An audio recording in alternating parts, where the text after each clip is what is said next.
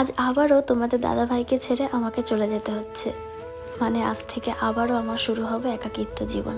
বিশেষ একটা কারণে আমরা দুজনে সিদ্ধান্ত নিয়েছি যে আমরা আলাদা থাকবো। তোমরা তো অনেকেই জানো যে আমরা দুজনে একটা বাড়ি ভাড়া নিয়েছিলাম এবং সেখানে আমরা দুজন মিলে থাকছিলাম। তো আজ থেকে আমি সেই বাড়িতে একাই থাকবো আর তোমাদের দাদাভাই সমুদ্রগড়ে থাকবে। ও তোমরা আবার কিন্তু ভেবে বসো না যে তোমাদের দাদাভাইয়ের সঙ্গে আমার হয়তো কিছু একটা হয়েছে। আমাদের মধ্যে কোনো কিচ্ছু হয়নি। আমরা দুজনে ভীষণ হাসি খুশিভাবে সিদ্ধান্ত নিয়েছি যে আমরা আলাদা থাকতে শুরু করব। আর সেই শুরুটা শুরু হবে আজ থেকে। আজকে আমি সমুদ্রগড় এসেছিলাম তোমাদের দাদাভাইয়ের সঙ্গে। তো সমুদ্রগড়ে আমার বেশ কিছু কাজ ছিল, তো সেই কাজগুলো সেরে আবারও ফিরছি আমার সেই গন্তব্যস্থলে। একা থাকবো, তবে মা বাবার সঙ্গে নয়। একা মানে একদম একা থাকবো, পুরোপুরিভাবে একা থাকবো। আর জানো তো, একা থাকা কিন্তু মজাটাই অন্যরকম।